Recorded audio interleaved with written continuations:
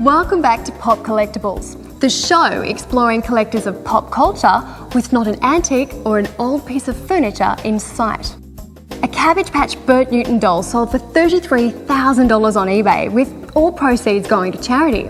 Now, Bert said the doll looked just like him, only it had a better hairpiece. Anything is collectible. Next, we head across the Tasman with ferry travel, courtesy of Bluebridge Cook Strait Ferry, to check out what could be the biggest Elvis collection down under. We're here at Mini Memphis with the king of Elvis Presley collecting, Kevin Wasley. KD, thanks for the invite. Good morning and thank you for coming. I mean, goodness, you've come all the way from Sydney to little old Hara to see my 50/60 museum. I'm very honoured to have you. I hope you enjoy your stay. KD, when were you first taken by Elvis? Oh, I was a young fella, 13 years old, Dad's old valve radio. You know, I was listening to all the sounds. Oh, couldn't believe it. So I rushed downtown, first record shop, found some music, books. I was hooked. Does your collection date back to that far, or have you played a lot of catch-up? Yeah, it sure is. If it shone, I was like a magpie. I'd zoom into it. I was a hoarder. You name it, I'd go to every record shop, put a stand. There were 3 record shops in the village. So what I did, I got a standing order. Even if I got 2 copies, I'd go to markets. My dad had old 78 records, and he'd put them all down to the mart, and I'd bring them all back home again. I'm a hoarder. What do you specialise in? Vinyl records. I love the music, preferably the 50s and 60s. I love all that early rock and roll stuff. I loved his ballads. I also liked his religious stuff. How many recordings in the collection? Over 10,000. KD, have you played them all, or are they mint? Every record in my museum has been played, right down to the 78. A lot of it is the real early stuff. The stuff that, the hairstyle, which I love, the Bill Cream days, all that. It's just, even 2006, to me it's still 50s, 60s. Are there some that are New Zealand exclusives, so they're somewhat hot on the collectibles market? Very much so. There's a record that came out in 1967, a record that came out in 1960. There are 4 volumes, 1, 2, 3 and 4 EPs that came out in 67. The only country in the world that made these was New Zealand. Easy Come, Easy Go was an LP, and the 4 Elvis for Everyone, they were real special collector's pieces. And what is the most financially valued item here? My Sun records. I paid a phenomenal amount of money for them, which was 75 cents each. I've now got them sitting in a frame in my record room. What lengths do you go to get the elusive collectibles? Oh, God, I drive the wife mad.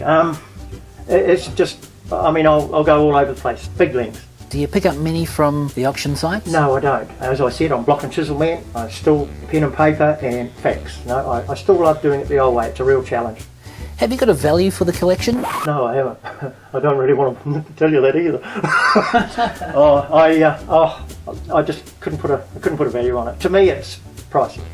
My biggest honour now is the fact that people like yourself come and visit it and want to film it, and to me that's the biggest compliment.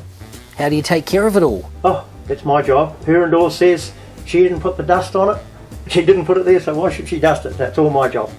And tell us about the Elvis Presley scarf. Oh, Roy's son was at the show in Memphis. It was an afternoon concert, 1974, and there was another woman in the audience got the scarf, and he said, well, I've got a buddy who lives over in New Zealand, and somehow they did a deal and they sent it to me. It's never been in a washing machine. It still sits there, and I've had it since 1974. What characteristics do you take on from your hero? Right, it started as a teenager. So when I was going to high school, I got rubbish, big time. So mirrors were banned in our house, and then I'd wander down the village on a Friday night, dressed up like a king, and of course everybody just give me a hard time. But the more people gave me a hard time, the more that motivated me. And in the style, was this how you met your wife? Yes, it was. I was a bit offset by it, God, what's this, But once we got together and she quite realised my passion, it's just never changed. Do you get around to any events in Elvis gear? In the old days, used to dress up in my 50s style, but now, no, I don't. I just go out in my old caddy, and occasionally we dress up and go cruising, and we look like a bunch of geriatrics on the loose, But it's just unbelievable. Love it. So if you're looking a bit like the King, she's a bit into the King too? No. She likes one song. She's got to put up with me, eh?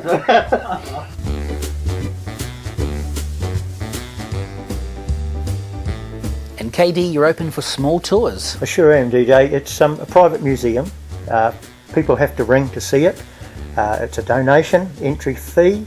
Basically, because being a private museum, I'm out working all the time. All people got to do is just give me a call. If I can put them through, it's an absolute pleasure.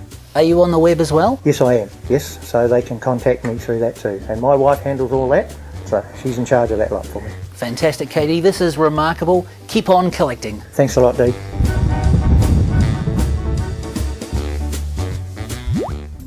Hollywood has been taking notice of a group of hugely talented Antipodean filmmakers lately.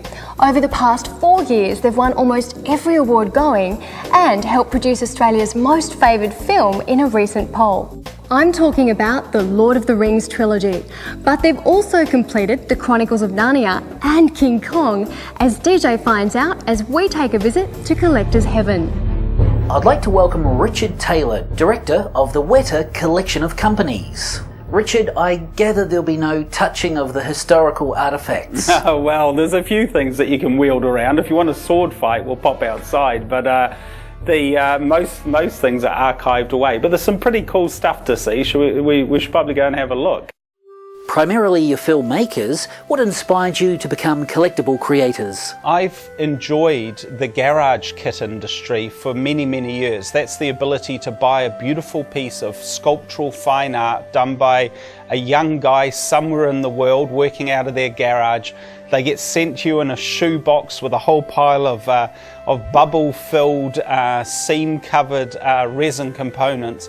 You clean them up, stick them together, paint them and turn them into beautiful art.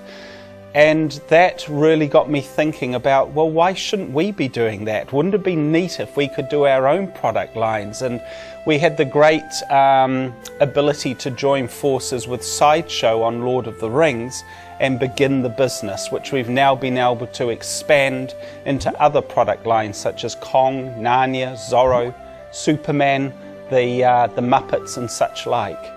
What is polystone and how long should it last? Well, polystone is really the material that these are made in. It's a powder impregnated resin, and it's fragile if they're badly knocked around, but if they're put inside a glass cabinet, these products will last hopefully for many hundreds of years. The process that we go through to get to, say, a piece like this, we have an initial conversation about the pieces that we'd like to do from the film that best capture the moments from the film. What we feel is that the only thing you can take away from the darkened cinema is a very quickly fading memory. The cool thing about a collectible from the film is it can sit on your mantelpiece for the rest of your life and re-spark that wonderful moment out of the movie. The numbers of pieces that we do range from about 1,000 at the absolute minimum to averaging about 2,000 pieces, and in the case of some of our more successful pieces, or ones that we think may be more successful, we set them up around about the 9,000. How do you feel about the astronomical prices being paid in the aftermarket? Well, it's interesting, the secondary market. We can't, of course, benefit from it. We don't want to. It's up to another person if they would sell on their piece. A piece that we may sell for $150, $200 has been known to fetch up to $8,000 in the secondary market.